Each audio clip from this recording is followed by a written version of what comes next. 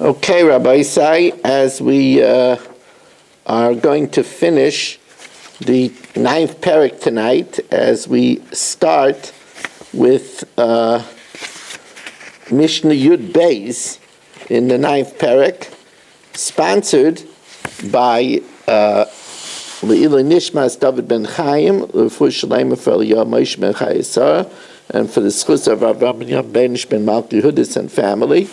We're sponsored also for the Fisher family, Nishmas Basi Bas Rabbi, Shlomo ben Abraham Alevi, Perel Bas Ruvain. We're also sponsored by Yoel Klugman and family, and the Refuah Shalema for Meir ben Chayesara.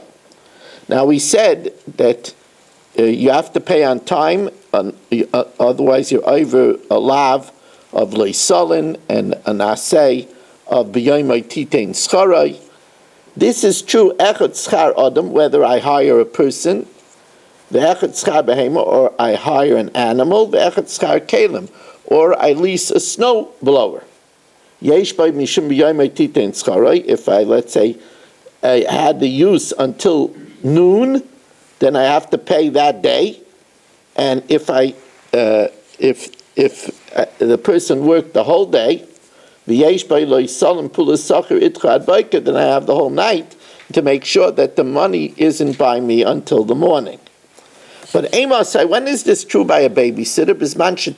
When she asks for the money.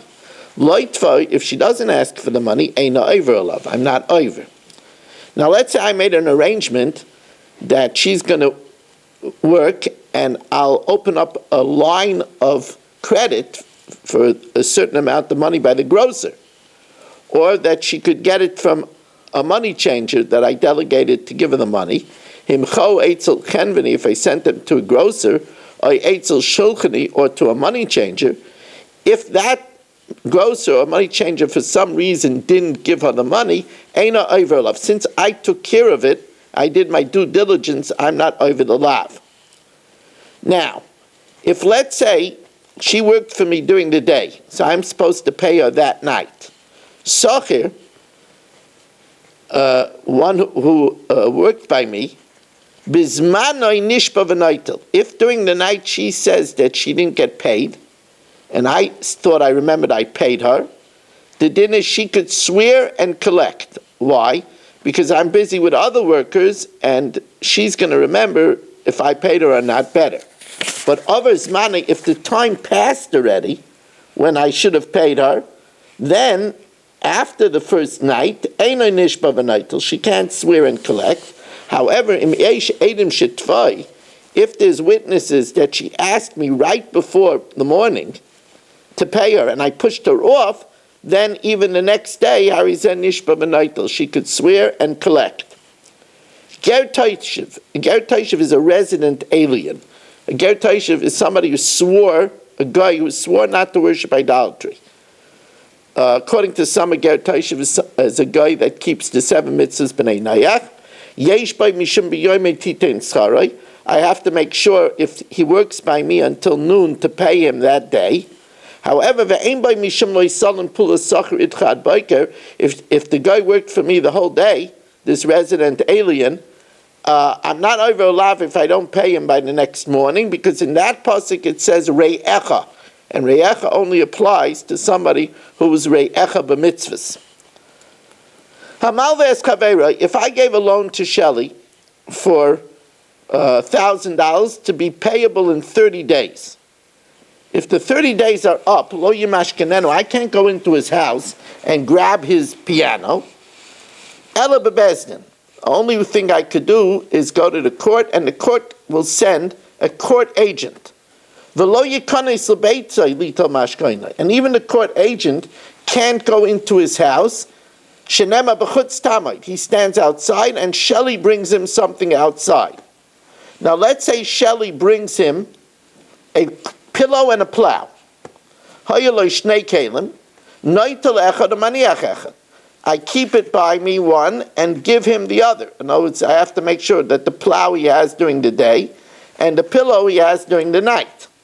I return him the pillow in the night and the plow during the day. Now, not Shelley, but let's say I gave the loan to Chatzkel. V'meis, if Chatzkel dies and I have the pillow by me, I don't have to return it to the orphans. I only have to return it to the one who I gave the loan to. V'meis ein a mazel the Yoshim. I don't have to return it to the Yoshim. Rather, I sell it for the collection of the debt.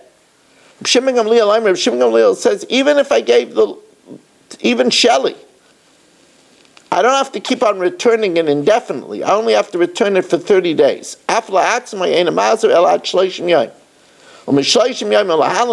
30 days, I sell it in court in order to recoup my debt, the money owed to me.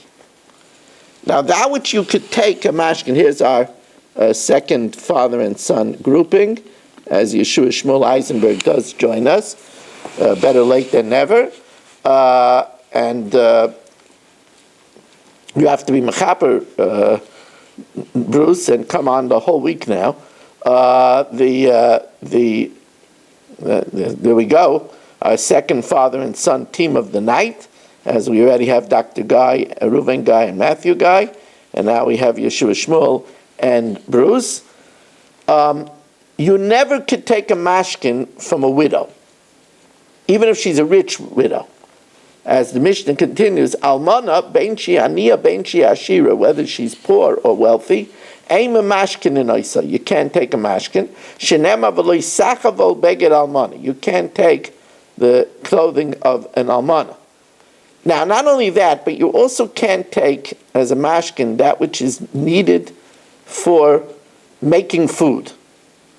If you take the millstone, over below sasi, over lav. But not only that, you're over two lavin, because there's the millstone on the bottom, and then there's the upper one that rides on the lower one. You have two lavin for both of the utensils. Not the bottom millstone, nor the millstone on top that rides on it to grind the flour. But this is not only a millstone. Not only a millstone.